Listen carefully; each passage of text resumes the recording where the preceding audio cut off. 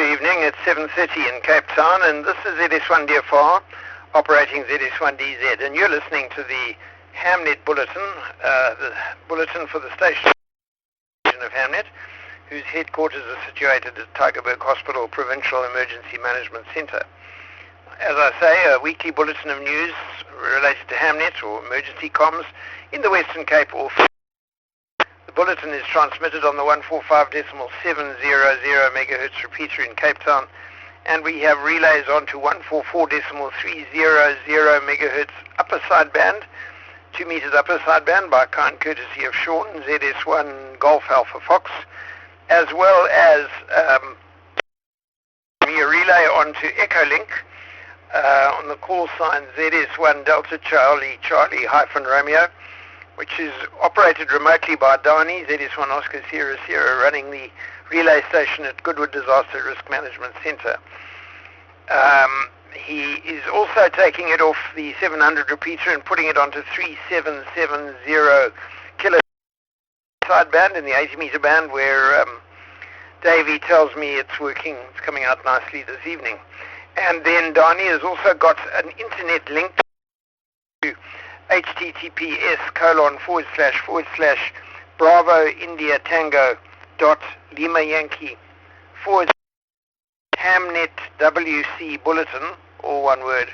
You will be able to hear this bulletin on your laptop or your desktop via the internet. Thank you, Dani, for all those relays, and Sean for the relay on meters up the sideband. As usual, we start with a call-in on 2 meters FM, and I can tell you I have heard ZS1 Papa Juliet Alpha. I didn't realize he'd upgraded his call sign. He's been ZR1 Papa Juliet Alpha as long as I can remember. So very glad to hear he's now ZS1 Papa Juliet Alpha. And then Mike, ZS1 Fox Papa, and Davey, Z1FR. So anybody else who's listening on 2 meters FM and wants to call in on the 2 meter repeater, please do so now, ZS1DZ.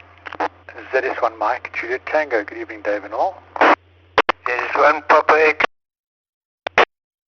ZS1 Delta Alpha, 80 meters loud and clear. ZS1 Golf Lima, good evening all. Good evening all, ZS1 Lima Romeo with a signal of 57 on 3770. ZS1 Lima Romeo. ZS1 Juliet Foxtrot Kilo.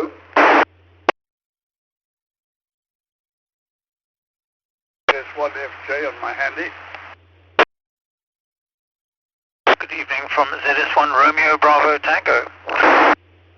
Good evening from ZS1 Zulu Victor.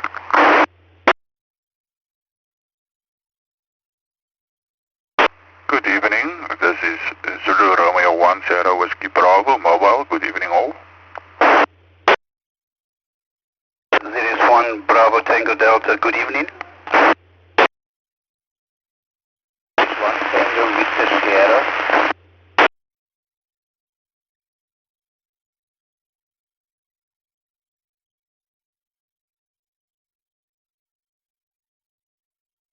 Okay, that's a good place to stop. Thank you very much for that crowd, a nice long list of you. In the group I heard Michael, ZS1 Mike Juliet Tango, our regional director. Good evening, Michael. Dr. Mike, ZS1 Papa Echo down in Deep River. Good evening, Mike. David, ZS1 Delta Alpha, who says that 80 meters is working. Mark, ZS1 Mike Golf Lima. Henny, ZS1 Lima Romeo in Kraaifontein, I think, who tells us that 80 meters is working. Yanni, ZS1 Juliet Fox Kilo in Stellenbosch. Good evening to you, sir. Barry, ZS1 Fox Juliet, on his handheld, coming through quite well. Barry, nice to hear you. James, ZS1 Romeo Bravo Tango, down in Gordons Bay somewhere.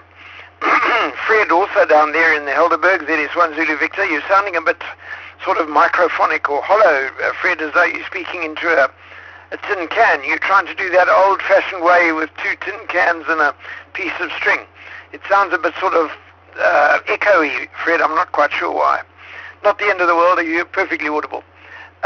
Skulk, ZS1 Sierra Whiskey Bravo, mobile, I think you said.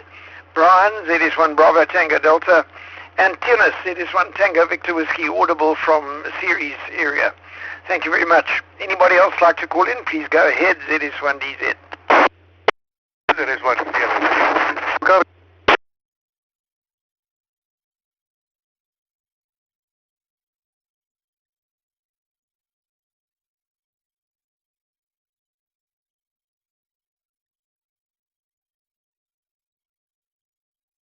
Yeah, and there were 3 stations there. 2 of them doubled at the beginning, and I could not hear it. Somebody said ZS1 and then got cut out by someone else.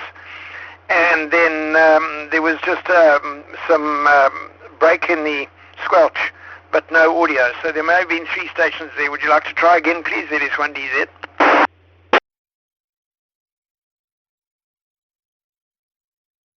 Evening, Dave. ZS1 Sierra Juliet.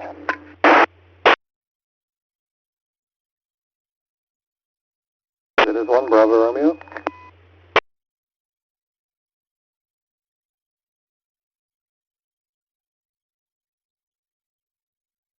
Okay, there was another double, but I did hear Sierra Juliet, ZS1 Sierra Juliet. Hello, Sabrant. Somebody doubled with you. There was a lot of break in the squelch before that, and I didn't hear a call sign. That may just have been my squelches too close to the edge, so to speak. And then Ian, ZS1 Bravo Romeo after that. So if there was someone else who still hasn't heard his call sign, you can try again now, please, ZS1 DZ.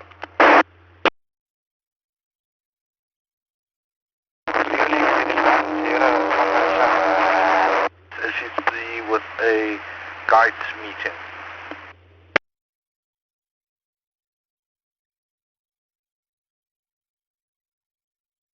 I think I heard ZS1 Sierra Papa Charlie, and then somebody doubled with you, and when you stopped talking Shafiq, it turned out to be Ian, ZS1 Oscar Sierra Kilo, calling in for himself, but telling us that Anne is at a guides meeting and therefore won't be on the bulletin this evening. Thanks for that, Ian. ZS1 Oscar Sierra Kilo. Was I right about Shafiq? ZS1 Sierra Papa Charlie, over. That's correct, Sierra Papa Charlie. Thank you, Shafiq. And then, as I said, Ian, Oscar Sierra Kilo. One last call. I haven't heard Sean yet. Where's Sean? ZS1 Lima Echo Delta. Are you there?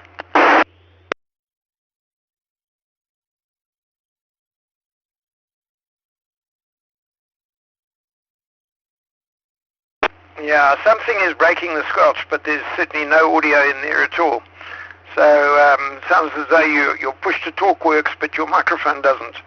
Don't know who that is at all. So we'll leave it at that for the time being. Thank you very much to those stations who called. On Echo Link, I can see Dani, ZS1 Oscar Sierra Sierra. We are visited again by Wayne from Division 2, Zulu Romeo 2, Charlie India Alpha, the Central Intelligence Agency. Then we've got James here on Echo Link as well, ZS1 Romeo Bravo Tango. Mike, ZS1 Charlie Oscar in Fresnay or Freyne. Dion, ZS1 Zulu Lima from Danafontaine. And Daniel, ZS1 November Delta. I can never remember where you are, Daniel. I think for a while you were in Port Elizabeth or somewhere. But I have an idea it's in the Helderberg area, but I'm not sure. Okay, and thank you very much to those. We have David, Davey, and Henny were able to hear me on 80 meters.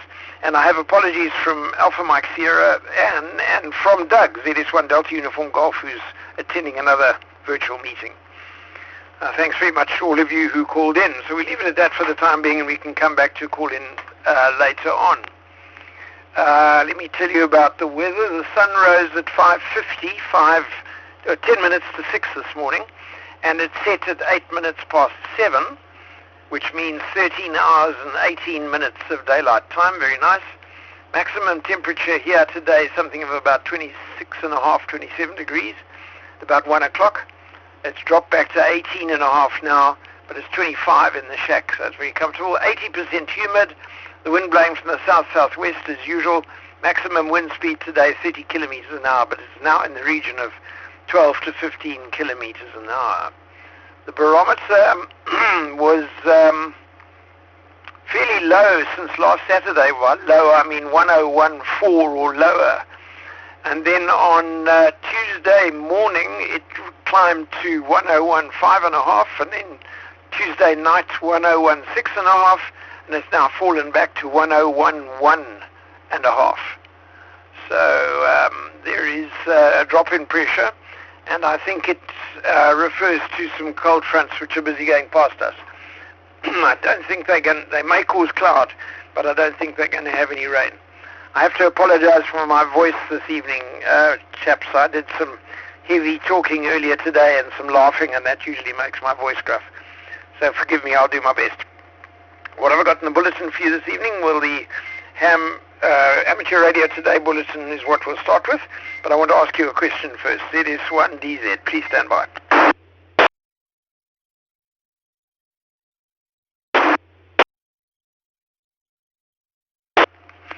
So my question is this. We've all had that situation where the remote on your TV or the torch next to your bed or something doesn't work. So you open it up to check the batteries and you find all that white or blue corrosion stuff all over the connectors in the battery.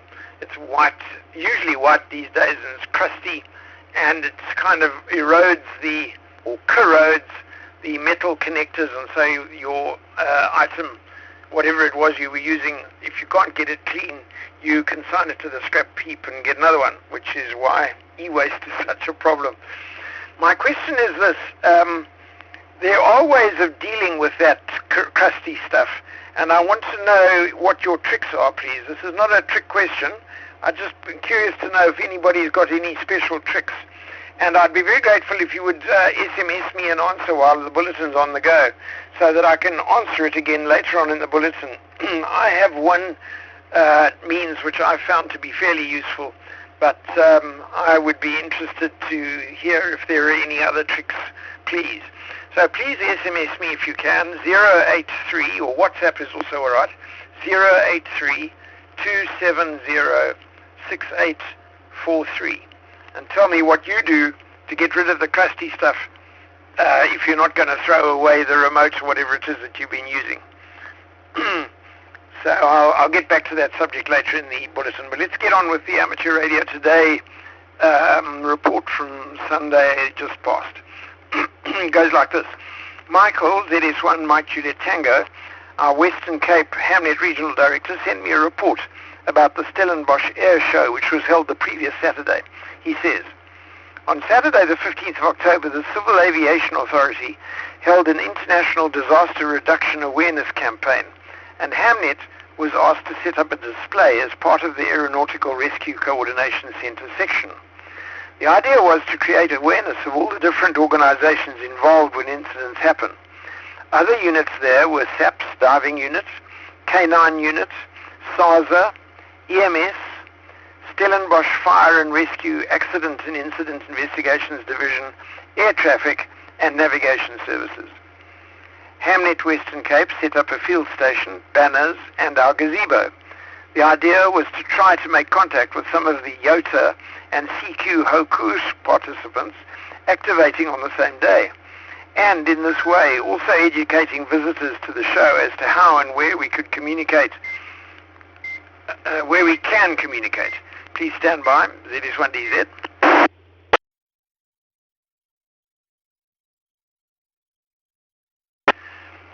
To continue, we also had SAR Track and APRS running on a laptop, so we could explain how it works and everything we can do when we are called upon.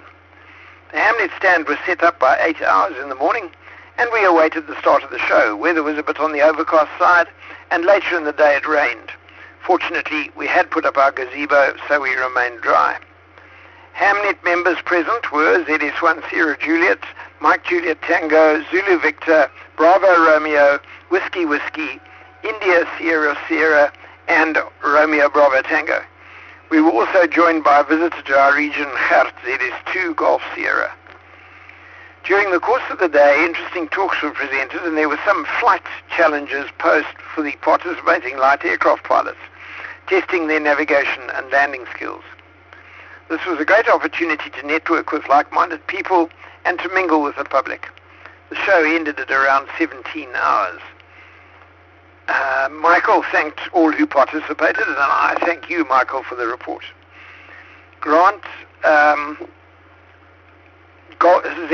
Golf Zero, who's our Hamnet National Director, has reported that Greg, Golf Zero Delta Uniform Bravo, has announced the next Quebec Oscar 100 geostationary satellite comms exercise in IARU Region 1 will take place on 29th of October. That is this coming Saturday. There's a very long URL that you can go to for information if you want, and it is in the printed Hamnet report, which is on the SARL front page. Just stand by.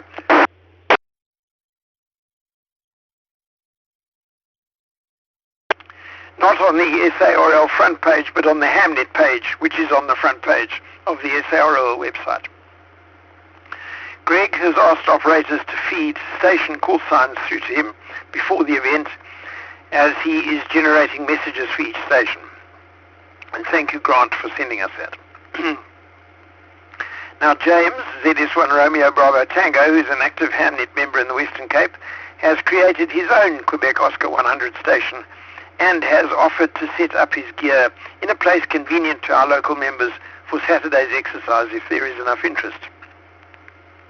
The idea would be that Hamnet members here participate in the upcoming Quebec Oscar 100 exercise on the 29th of October with the aid of ZS1 Romeo Bravo Tango, and at the same time get an understanding of how the system operates for when we do get our own one up and running.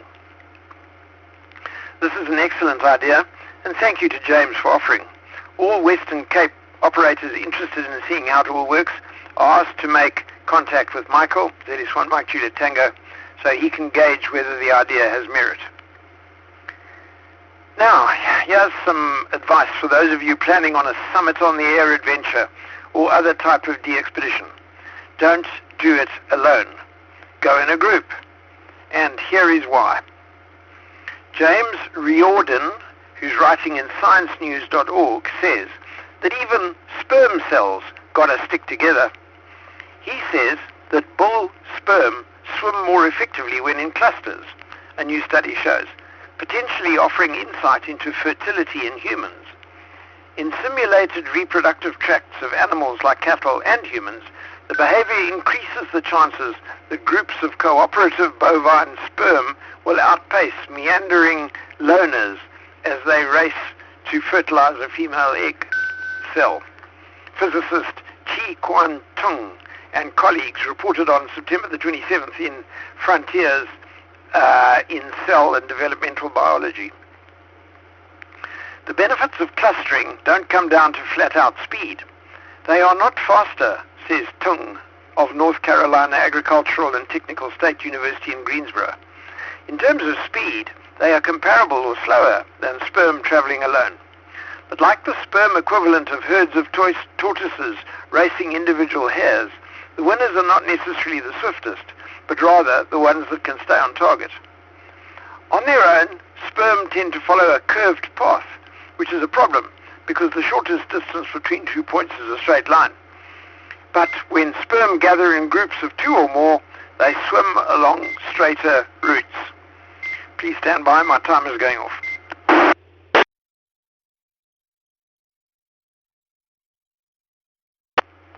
Whether alone or in groups, sperm naturally tend to swim upstream. However, clusters of sperm in the experiment did a better job heading upstream into the mucus flow, while individual sperm were more likely to head off in other directions. So, combined single-mindedness of purpose, which I think describes a sperm very well, will get you to your high site activation sooner than if you're wandering around on your own. Biology doesn't behave inefficiently. And you heard it here on the Hamnet Report first.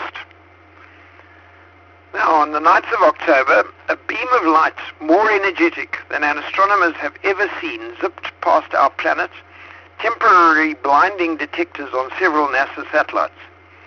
The beam came from a gamma ray burst, a GRB, the most energetic type of explosion known to occur in the universe, apart from the Big Bang, of course, and which is believed to accompany the birth of some black holes. Within hours, dozens of telescopes all over the world were pointing in the direction of the burst source, confirming that this indeed was one for the books. The event, which was officially named Golf Romeo Bravo 221009 Alpha, has since earned the nickname BOAT. That's Bravo Oscar Alpha Tango, which stands for brightest of all time. And astronomers hope it will help shed light on the mind-boggling physics behind these cataclysmic phenomena. It's a once-in-a-century event, maybe once in 1,000 years. Brendan O'Connor, an astronomer at the University of Maryland and George Washington University, told Space.com. We are just really in awe of this event and feel very lucky to be able to study it. The gamma-ray burst of October the 9th stood out even among the long-firing gamma-ray bursts previously observed, its photons bombarding satellite detectors for about 10 minutes. The energy those photons packed was higher than any that had ever been measured before, at 18 tera-electron volts. Some of the GRB 221009 alpha photons outperformed by at least a factor of 2 the most energetic particles produced by Earth's most powerful particle generator, which is the Large Hadron Collider. The burst's afterglow, caused by the interaction of gamma rays with cosmic dust, was out of the ordinary as well, outshining any other seen before, despite the fact that GRB 221009 alpha emanated from a part of the sky obstructed by the Milky Way. Please stand by.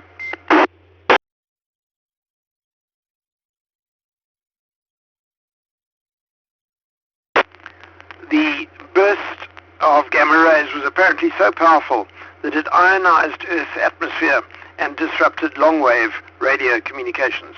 So definitely a wow signal for the astronomers. A gamma ray burst. Thought you'd be interested in that. On to a bit of weather or disasters around the world. There has been alerts out in the last few days for a tropical cyclone called Roslyn, which has been traveling along the western coast of Mexico in the direction of the Baja Peninsula of California since about the 22nd, whenever was that? The weekend, Saturday. And it was traveling sort of northwest, and it has now turned 90 degrees and is now traveling northeast. It's now traveling northeast and going straight through the middle of Mexico. And the wind speeds were in the region of 200 kilometers an hour, expected to affect 290,000 people in Mexico. However, the last report I saw was on Wednesday. No, that was today, the 26th, yeah. And I certainly haven't heard any disaster reports of injury or fatality, so I'm not quite sure what's going on. Maybe it hasn't got into the Mexican peninsula far enough yet. No, it looks like it should be almost into Texas already, out of Mexico and into Texas already. I don't know, I'm not quite sure. Let's have a look at this other reports and see what it has to say. No, nothing extra there. Okay, but I can tell you about a quake in the Philippines. There was an orange alert for an earthquake at the top end of the Philippines. When was that? Yesterday at about 3 o'clock UTC, so that would be 5 o'clock our time last night. It was a magnitude 6.5 earthquake at a depth of about 15 kilometers, and there are 148,000 people in the exposed circumference around it.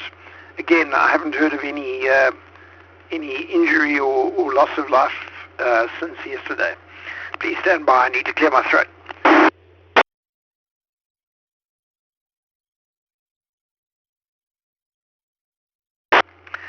What happens when you interact with your grandchildren, you end up raising your voice, and now I haven't got one.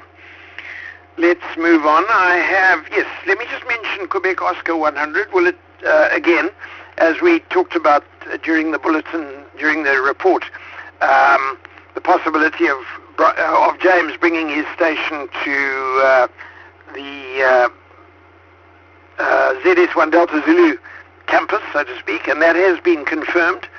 James, ZS1 Romeo Bravo Tango, is going to bring his sort of, I would hesitate to call it portable, but it is movable Quebec Oscar 100 station to the area of the container at ZS1 Delta Zulu at Tygerberg Hospital on Saturday morning. He will be there from 10 o'clock in the morning, and he will demonstrate the technology that he uses and the exercise, which is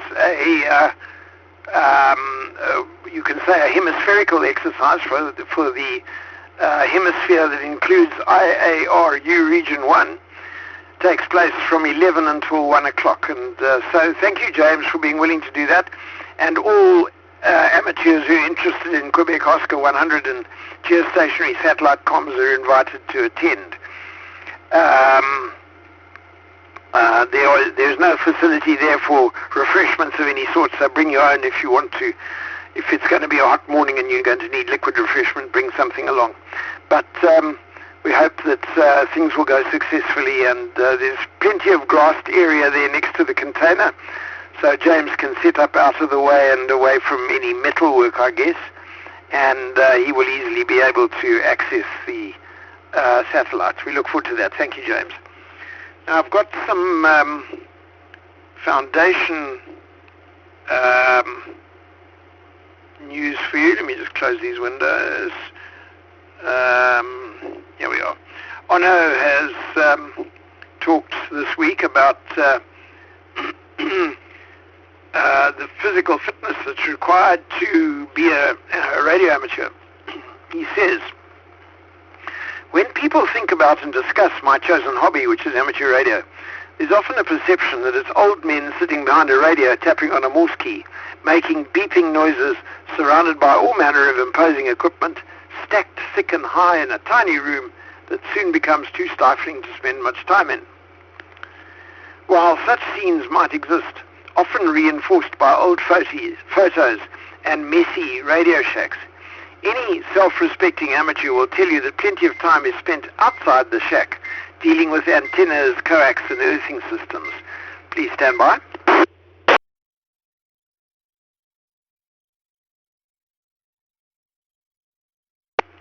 So, outside the shack dealing with antennas, coax and earthing systems, not to mention pouring concrete, building, erecting and climbing towers, and a myriad of other physical activity.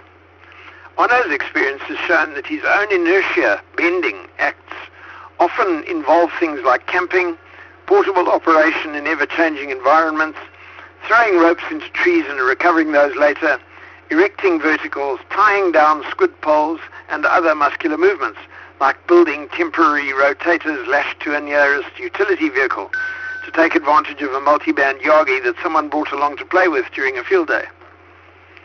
The first time I really discovered just how lacking my stamina is was in early 2014 when the FT5ZM expedition team to Amsterdam Island was in town.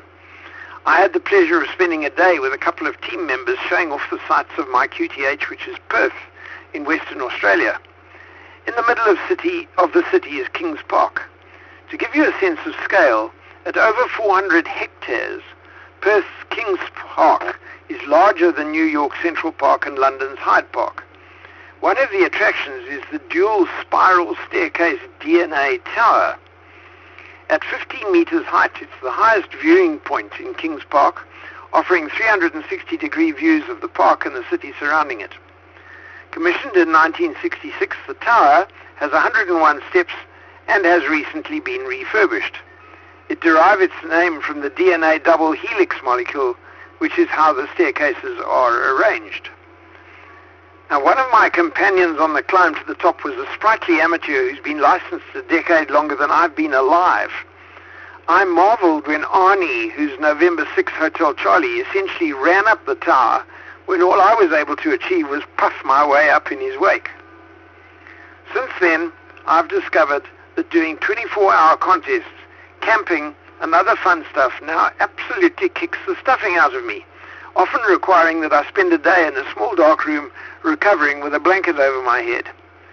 While my body shape and my call sign have things in common, Fox Lima Alpha Bravo Flab, and my to encourage me to lose weight, I can say that my recent visit to hospital, unexpected as it was, reminded me in no uncertain terms that I should look after myself, if only so I can act in the next contest or campout. I'm not going to tell you what my fitness plan is, nor am I going to tell you to embark on one of your own, other than to ask, have you considered just how much of this wonderful hobby goes beyond keying a microphone or tapping a keyboard? Stand by, please.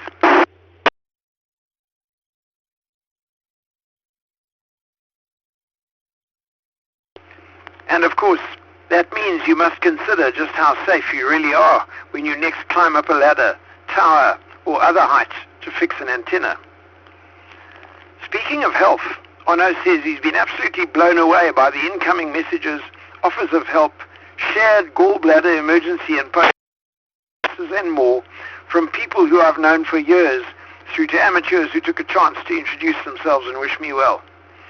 It wasn't until this I really understood that this community is rich in personal lived history, going well beyond the experiences I've had outside the hobby.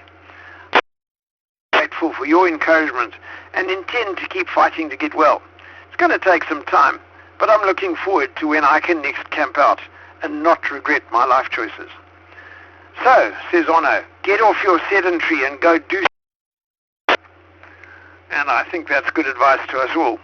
Like the common group of sperm who are rushing off in the direction of mucus and doing it together. I'm sure you can understand that exercise is necessary. Okay, let's get back to that batteries thing. I've had quite a lot of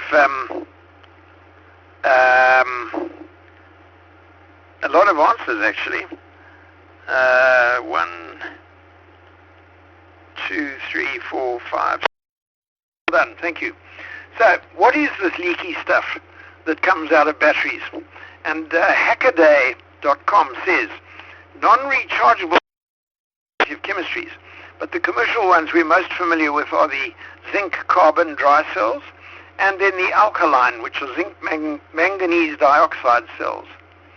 The zinc-carbon variety are becoming less common here in 2022, and they have an acidic zinc chloride or ammonium chloride electrolyte, while the alkaline cells have a higher capacity and a basic potassium hydroxide electrolyte.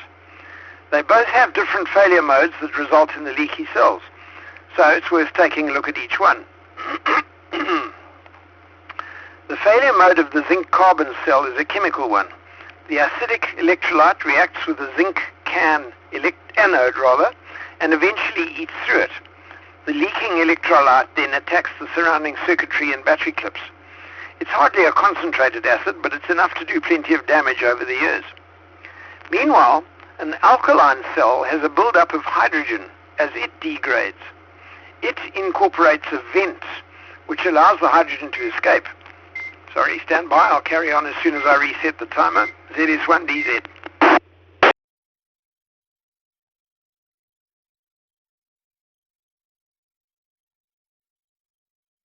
So the alkaline cell has a vent which allows the hydrogen to escape. However, the hydrogen pressure can instead force the electrolyte out through this vent. The electrolyte will then corrode the battery terminals and any other electronics it touches. A feature of alkaline cell leakage is the white crust. Sometimes it's blue, I think.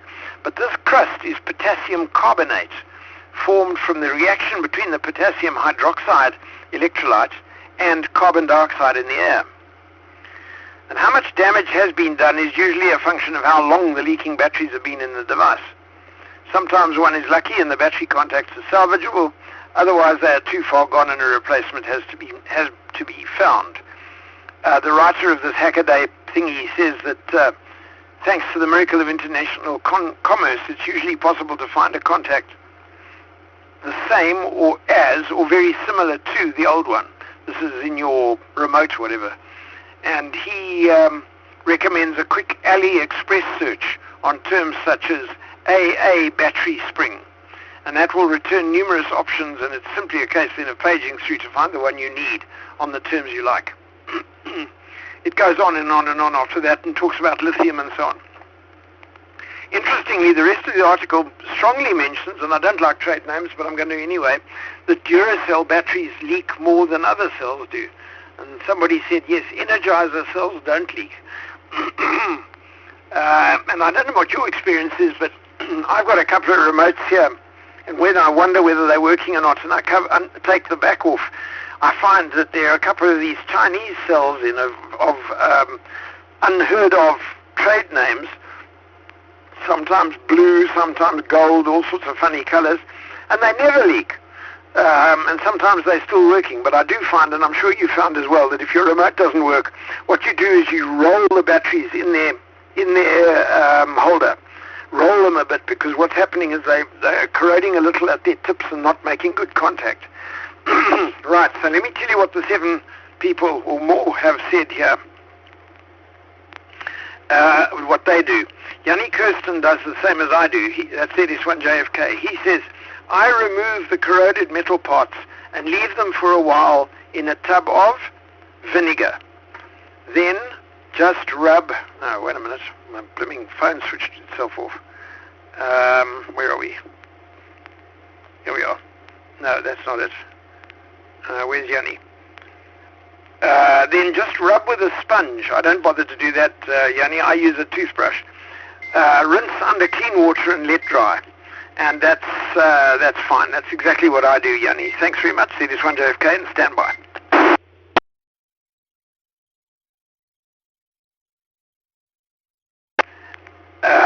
Brian, ZS1 Bravo Tango Delta, says he sprays Q20 on the white stuff.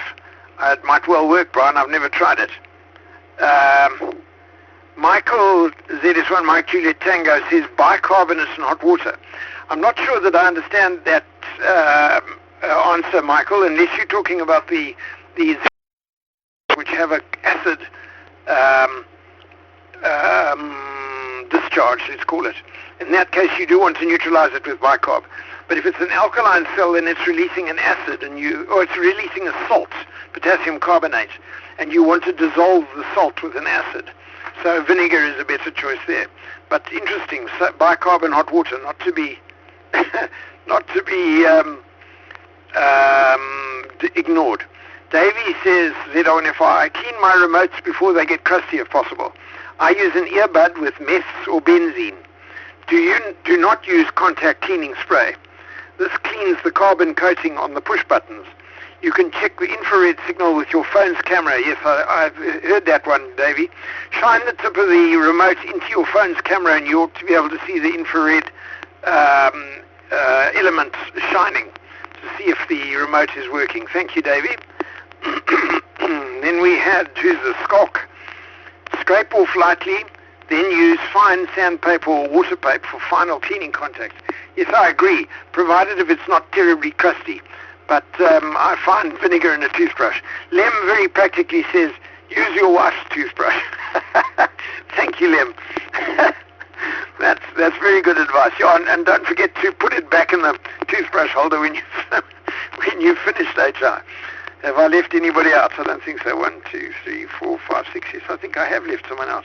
I said there were 7. Who's the 7th one? I don't know. Yeah. No. Just 7. Michael says I have email. You can't expect me to look at email during the bulletin, Michael. Sorry. I hope it's nothing urgent. So thank you for all that. Yeah, my advice, vinegar works brilliantly. If it's an alkaline cell, like a Duracell or an Energizer or a Eveready or something like that, because the vinegar just dissolves that crystalline stuff away completely. But then you do have to rinse it off. So Yanni is correct. If you can take the corroded part out and soak it in vinegar, that's a good idea. Thank you, everybody. I hope we've learned a bit. Now to get on to ARCC training. Where's that, Michael? It's there, I think. Yeah, I'll just reset my timer. Stand by. ZS1D5, ZS1FP. Go ahead. Did I leave you out, Mike? Go ahead. You, Dave, I suggested that use circle contacts in a solution of tartaric acid. I found that works very well for me. ZS1D, DZ, ZS1FP. ZR1. I'm confused. ZS1, Fox Papa. What am I talking about? Sorry, Mike. Yes, tartaric acid will work perfectly for the same reason that vinegar does, because that's acetic acid. I think in general, Mike, we're more likely to have some acetic acid in our house than we are to have tartaric acid, particularly if we eat fish and chips. So vinegar is more likely to be available, but yes, indeed, because it's an acid for the same reason. Thank you. Sorry, I knew I'd left someone out. I just couldn't see the message on the on my telephone. Now, Michael, ZS1 Mike Julia Tango, sent out a thing about an aircraft accident scene management, which is aimed at search and rescue units. There's going to be a presentation on this subject by the Aeronautical Rescue Coordination Center on the 3rd of November, an online presentation starting at 18 hours 15 on the 3rd of November, which is next Thursday, and it will last about 2 hours.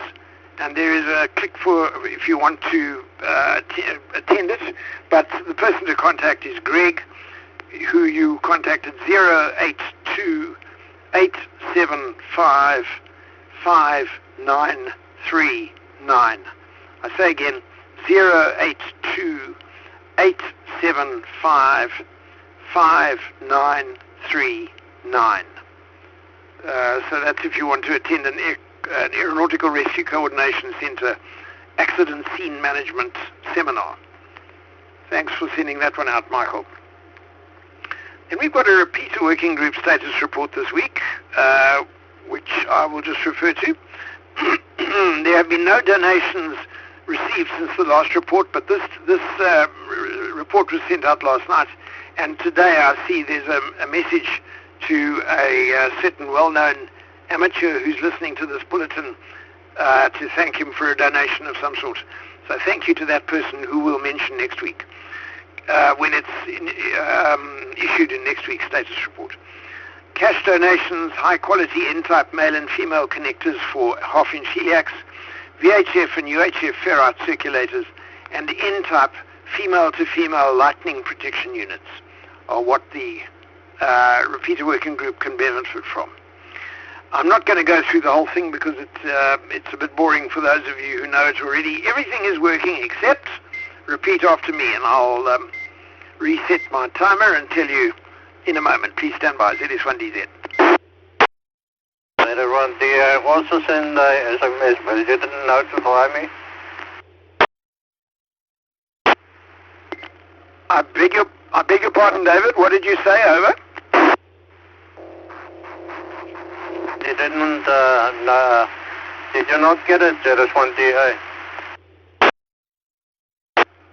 No, I didn't see one from you, David. What did you say? Go ahead. Okay, Dave, I used that Spaniard Electro Clean. It dissolved that blue. ZS1DA. Okay, does it sort of melt it away, David? So it must have some sort of acidic content then. Thank you. No, I didn't receive it. It's not in my inbox. I beg your pardon. Thanks for calling me back. ZS1DZ here. So just to go back to the repeater status report, the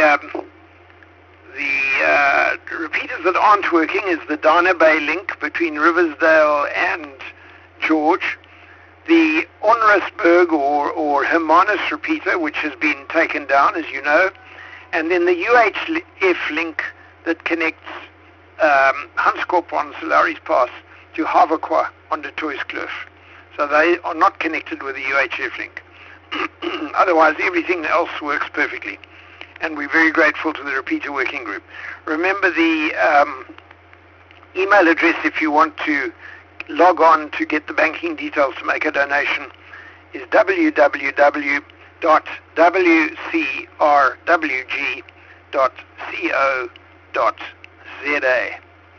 Thank you to Paul ZS1 Victor for sending us the report. And then I thought I'd tell you a little bit about vitamin D. Vitamin D keeps on getting write-ups, particularly with the COVID epidemic recently, because there was quite a lot of hoo-ha, and I talked to you quite a lot about vitamin D back then. So there's a new report that was issued on October the 12th by Professor Joanne Manson, who's got degrees all the way down her arm, from Harvard Medical School and Brigham and Women's Hospital. And she'd like to talk to us about the recent research of vitamin D supplementation and the implications for clinical practice. For a long time, vitamin D has been perceived as a magic bullet, a panacea, and a cure-all for many chronic health conditions, such as cancer, cardiovascular disease, diabetes, bone fractures, dementia of one sort or another, and depression.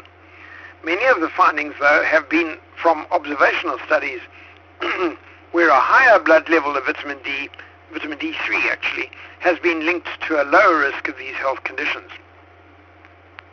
But of course, as you know, correlation doesn't prove causation. In other words, the fact that they both happen at the same time doesn't mean that one causes the other. Other factors could be involved. For example, people who have higher blood levels of vitamin D may have healthier diets, or may be spending more time outside being physically active and exposed to the sun. Please do stand by.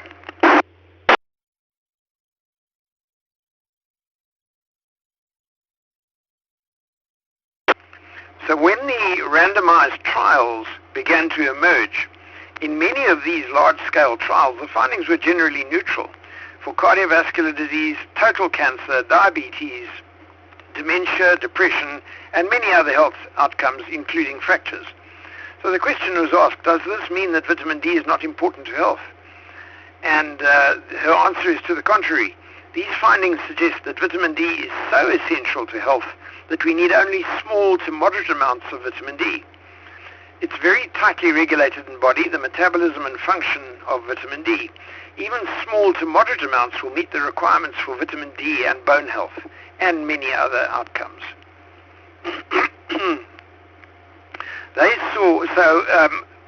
After all of these randomized trials, they saw promising results in two exceptions. One is a 22% reduction in autoimmune diseases.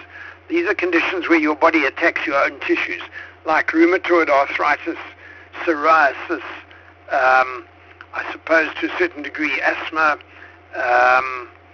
and Crohn's disease, ulcerative colitis, all sorts of funny things that you probably... Hashimoto's thyroiditis, which you probably never heard of.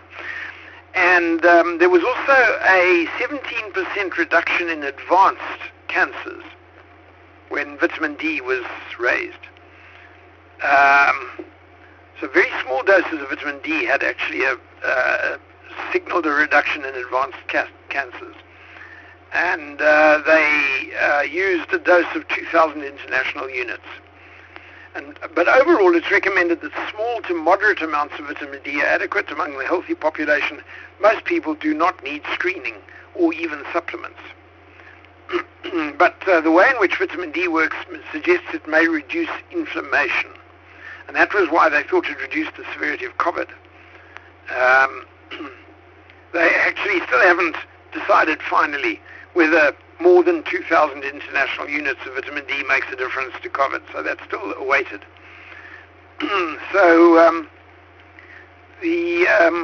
It's not really essential to take a supplement, she says. And overall, aside from some high-risk groups, most people do not need a supplement. The high-risk groups include patients in nursing homes who may have restricted diets or limited time out of doors. And then for people with conditions where they don't absorb the vitamin D correctly, they've had surgery to their tummy or something like that. And of course, if they've got osteoporosis, they should be taking vitamin D. And the average recommended amount is 1,000 international units. I take 2,000 international units. Please stand by, I'll explain.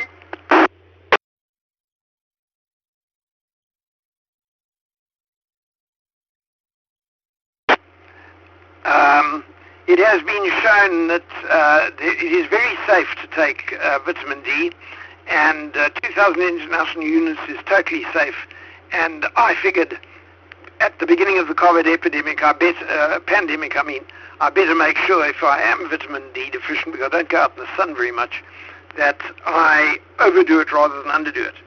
Now, the story of international units is confusing because you can also get it in micrograms. And we know what microfarads are and all that sort of thing, so micrograms is not very difficult to understand. The answer is 1 microgram is 40 international units. So if you want 1,000 international units of vitamin D, you've got to divide 1,000 by 40, and that comes out to 25 micrograms. If you want 2,000 international units of vitamin D, which is what I take, then you take 50 micrograms of vitamin D. It's cheap, it's lacking in side effects at this sort of level, and frankly, if you don't get out in the sun very much because you do a desk job, or you are not a surfer or a gardener or a mountaineer or something like that, then maybe some vitamin D is not a bad idea. So that's where we are at the moment, and we await those trials regarding the actual value in COVID with interest. Now, today, this evening's news tells me that the e-tolls have been scrapped. The Minister of Finance this afternoon, Enoch Gonongwana, if you'll permit me the awful pronunciation, announced that they have decided to scrap e-tolls. It doesn't affect Western Cape very much, but it certainly affects people up country. Whether, of course, they were paying or not, I don't know. But anyway, no more e-tolls. Very good news. And then the other thing that the news told me this evening was that a little child of some age, I'm not quite sure where now, possibly in KwaZulu-Natal, by a dog today. And apparently by the nature of the behavior of the dog, it is suspected that the dog has rabies. So I think it must be KwaZulu-Natal, though I didn't catch that. It might have been in the Eastern Cape. But the point is that the dog, of course, escaped. So they're now trying to track the dog, because the only way you can diagnose rabies in an animal is to examine its brain. So having found that dog, if they can prove that it's got rabies, the little girl will have to undergo prophylactic treatment for rabies. But she has got I think it's a little girl, a strong risk of getting rabies. Very sad, very sad. ZS1DZ.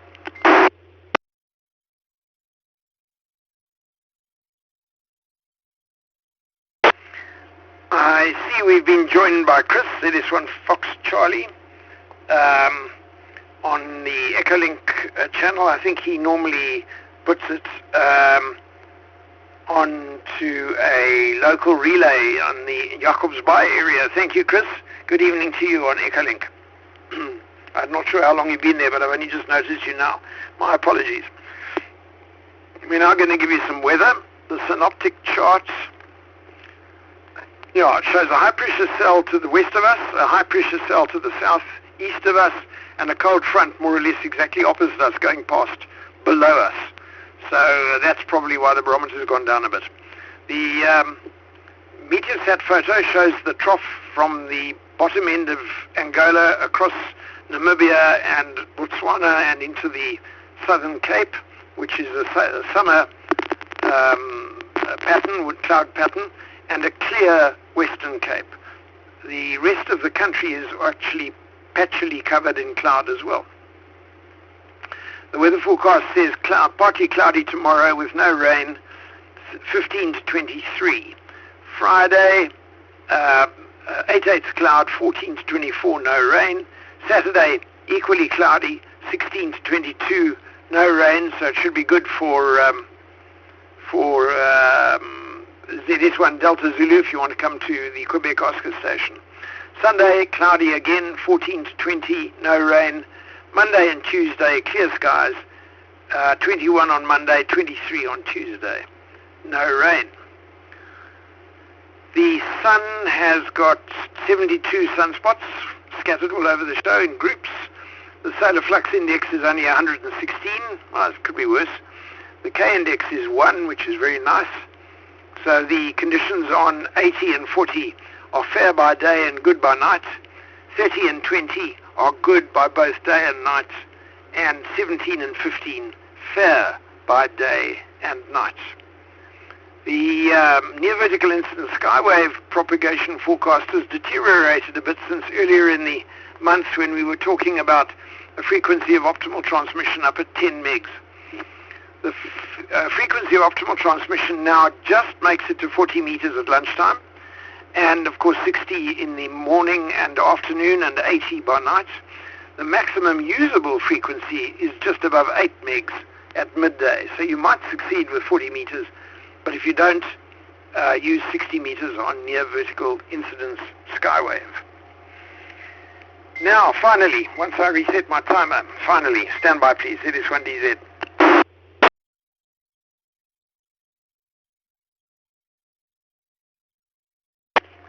Finally, I want to remind you that next week's bulletin will actually be a members' meeting. It will be the 2nd of November. So the first week of November, the meeting will take place.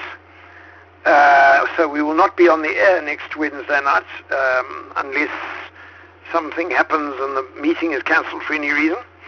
So look forward to a meeting next week. I do strongly invite you to attend rather than just join on Jitsi, because it's nice to see you guys.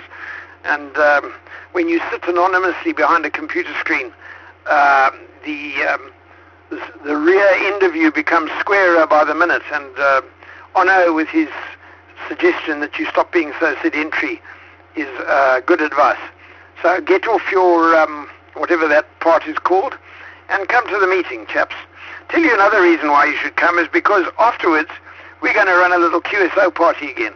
Sean, ZS1 Lima Echo Delta, about 6 weeks ago suggested that we open the shack and run the HF station at ZS1 Delta Zulu after the meeting. So come along and make a QSO or two on 80 meters. We'll probably use 3770. So if anybody's listening this evening and wants to listen on 3770 next Wednesday night after about 8:30, you may hear ZS1 Delta Zulu operated by the members of the Hamnet group who attend the meeting. So that's next week. Michael will send out an agenda, and I have already sent the minutes. I can't remember whether you sent them, Michael, or whether you've kept them for later. Michael will send the minutes if he hasn't already done so. Okay, and then finally, let's listen again on 2 meters FM for anybody who might have been listening but who hasn't called in yet. See, we have Stan again. Hello, Stan, ZS1 Hotel Charlie. Also just joined us on Echolink. Good to see your call sign there, Stan. Thank you. But on 2 meters FM, anybody want to call in, please go ahead. ZS1DZ listening.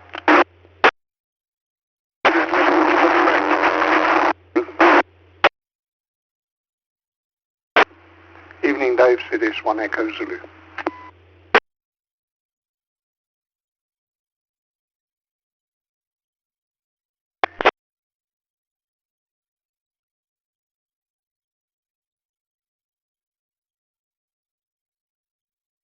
Perfectly in unison, calling at the beginning. I did hear Greg, ZS1 Echo Zulu. So I've got 2 guys. One of you count up to 3. The other of you count up to 5, and then call, and let's see if we can hear you both. Please try again, ZS1DZ. ZS1 Victor, Foxtrot Romeo, good evening. ZS1 Charlie Mike, thank you, David.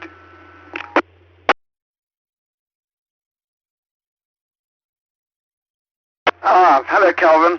And Frank, ZS1 Victor Foxtrot Romeo and ZS1 Charlie Mike. I wonder whether that means that Calvin can only count to 3 and Frank can count to 5. Well, it worked, didn't it, folks? I have no idea how to solve the doubling problem. When two people double, you just got to hope that somebody takes longer to call in than the other one did. It worked. One last call, ZS1DZ for 2 meters FM. Try now.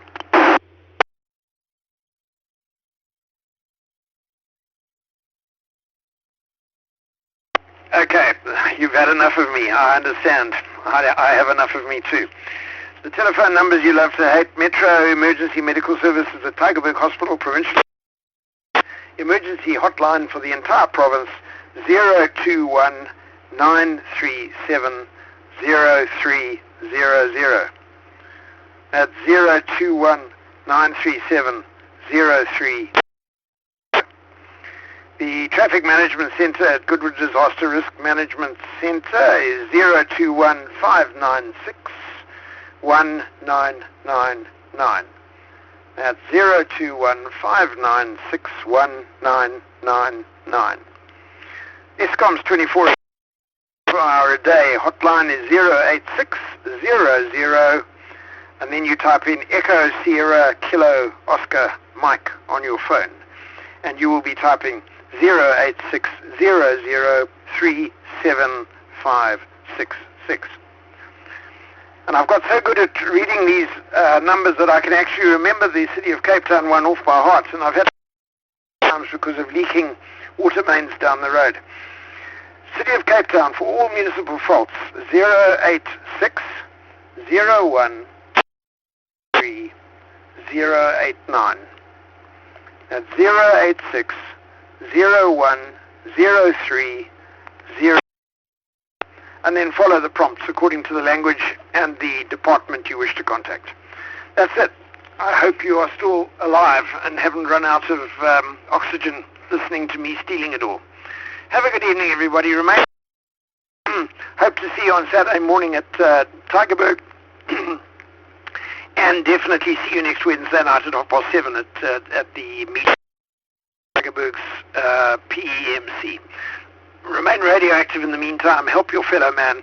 And we'll see you again. This is ZS1DFR relinquishing ZS1DZ and the 700 repeater. Good night all. ZS1DFR, ZS1OSK. ZS1FP. ZS1LEM, Sierra Kilo.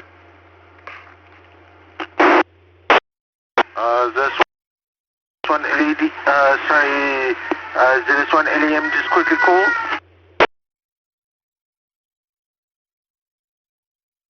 Who quickly called? Ian, I also heard ZS1 Fox Papa. Is that who you're referring to? ZS1 Oscar Sierra Killer, you got in first. Negative, I just said LEM calling. Just quickly, for City of Cape Town, I've now got a link to a website that you can report issues on direct into their database. Would you like me to send it to you? ZS1OSK.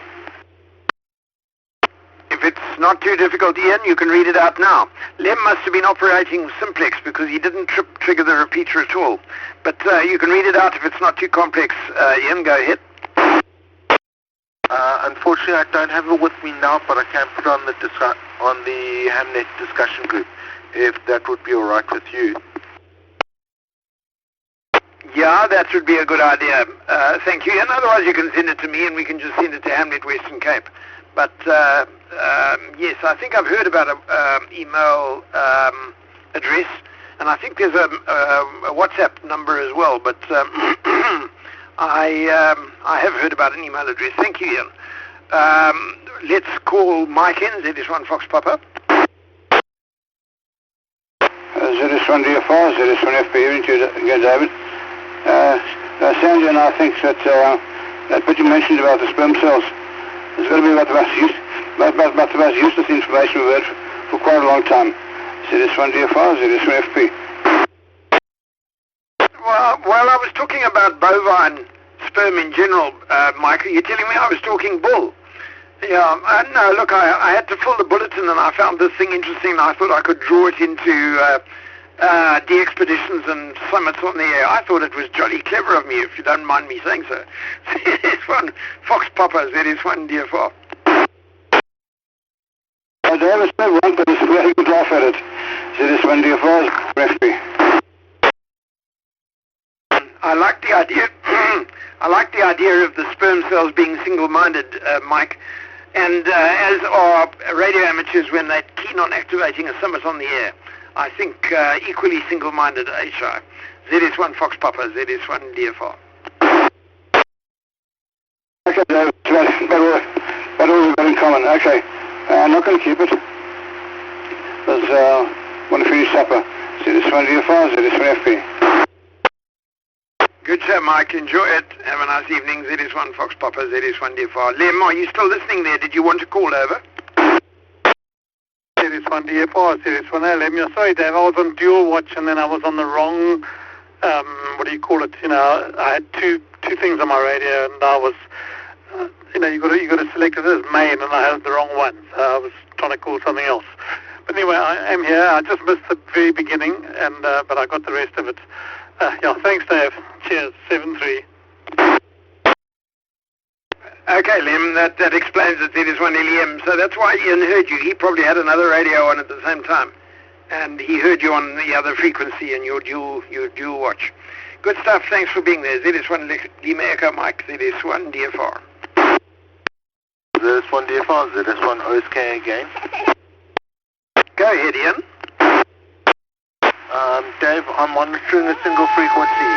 So he may have called and just you basically doubled with him. So that's why I just heard his town recognize the LEM. It's not an email address, it's the website. And I've put the address for the website out on the Western Cape discussion group for Hamnet. QSL? Okay, good. Thanks, Ian. Okay, then people will get it. Thank you very much indeed. I hope it's not too long and complicated. But I guess once you've got it stored in your address book or on your bookmarks, it's not too difficult. Thanks very much for that. ZS1 OSK, ZS1 DFR. My pleasure. Have a good evening going further. ZS1 OSK signing off and waiting for your final. Yeah, I'm going to finish my supper as well. I haven't had the pudding side yet. ZS1 DFR. Good night all. Yeah, they were keeping you rather busy, Dave. ZS1 DA. I think I kept my David, but yeah, thanks very much. The poor old radio's got quite hot. It blows a fan, and the fan's on continuously. All the best, everybody. ZS1 DFR off and clear. Dave, you don't have to come back. But as a youngster growing up in Natal, lived in the game reserves, and we quite often had to deal with rabid dogs. And the big thing that identified them as being rabid, or the fact that they would attack just about anything, was that they would foam around the mouth, be all frothy around the gills. And that was probably the easiest way to identify that they were rabid, short of taking them down and pulling the brain apart, I suppose. ZS1 DFR having signs, ZS1 Echo Zulu clear. Yeah, Greg, yes, you're quite right. Foaming at the mouth. I'm trying to think of the other. There's another name for, apart from lockjaw. I mean, not lockjaw. It's gone blank. What's the other name for rabies? It involves the mouth. ZS1 Echo Zulu. I've gone blank. Remind me. Give up. I only know it was rabies.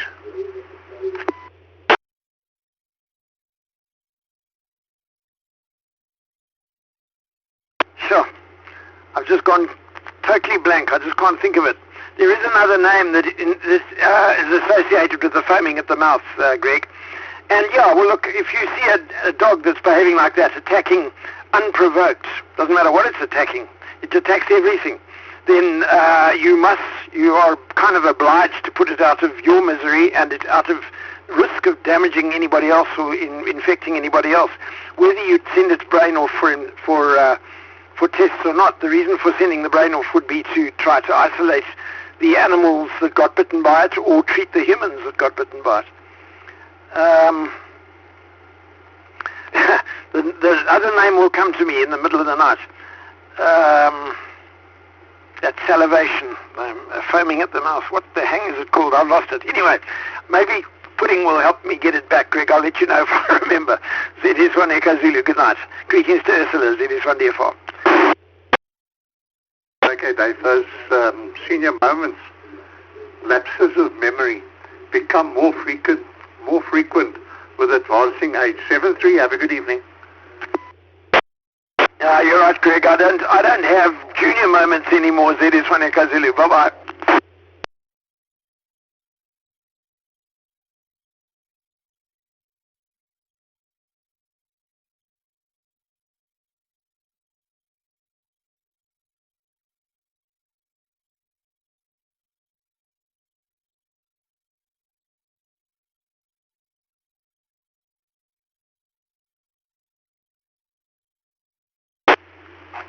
Hydrophobia.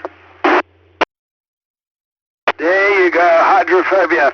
Thank you so much. Was that David or Davey? If it was Davey, it was very soft. It was David. Yeah, I was trying to think. Hydrophobia. I don't think it's that they're actually scared of water. I think it's that their jaws are so clenched from the extreme tension that they're unable to drink. Yeah, that was the word I was looking for. I knew it had something to do with saliva and what have you. Thank you very much. ZS1 DFR.